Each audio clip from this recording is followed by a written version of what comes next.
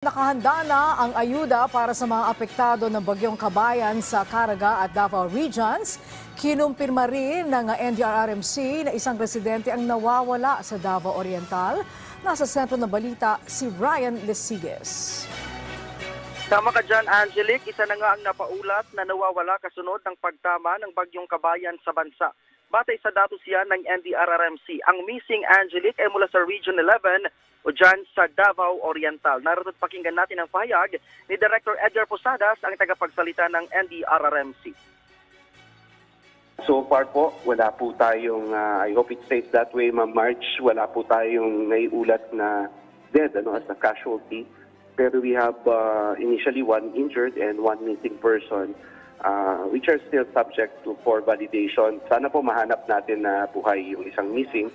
At wala na po naman tayong talagang untoward incident Ma'am March na naiulat pa po. Sa ngayon, Angelique, ay umakyat na sa mahigit 25,000 pamilya yung apektado ng bagyo. Katumbas ito, Angelique, ng mahigit 86,000 individual. Sa nasabing bilang, aabot sa 75,000 ang nananatili sa halos 4 na rang evacuation centers mula yan sa Region 7, 8 at 10. 7 lugar pa ang lubog sa baha mula sa Caraga Region. Narito muli ang pahayag ni Director Posadas. As of now, Ma'am March, yung ating mga regional offices po sa Regions 8, 10, 12, and Caraga are still on red alert, while the rest po are on blue alert to include our dito po sa ating NDRIM OC. Tiniyak din ng DSWD at NDRRMC ang tulong para sa mga apektadong pamilya. Katunayan, Angelique, umaabot na sa halos 100,000 piso ang halagang tulong na naipamahagi hindi lang sa mga naapektuhan ng bagyong Kabayan, kundi maging ng shear line. Ang DSWD Davao Region naka-standby na ang nasa 82 million na maaaring ipamahagi sa Region 11. Mula sa nasabing halaga, mahigit 29 milyong halaga ng family food packs, 42 milyon ang non-food items at 77 million pesos. May paalala naman ang NDRRMC sa publiko.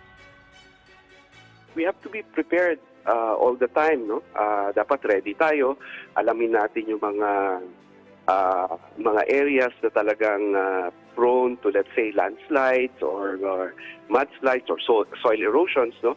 Kung malalapit tayo sa mga lugar na yun and we experience sa palagay natin na mas higit sa normal, yung ine-expect natin na rainfall.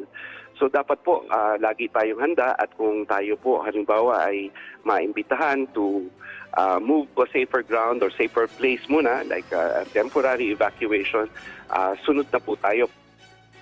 Sa ngayon, Angelique, ay patuloy yung ginagawang monitoring ng NDRRMC at kanilang tinitiyak na kung safe na yung mga bahay ay maaari nang pauwiin anumang oras yung mga nag-evacuate na pamilya para doon naman sila sa kanilang tahanan makapag-celebrate ng darating na Kapaskuhan. Angelique. Okay, meron bang representative ang NDRRMC or local government na nakikipag-usap dun sa mga evacuees para sabihin na itong mga lugar na ito ay wala ng baha o kailangan mag-a-attempt talaga yung mga ating mga kababayan na lumabas at silipin yung kanilang mga bahay?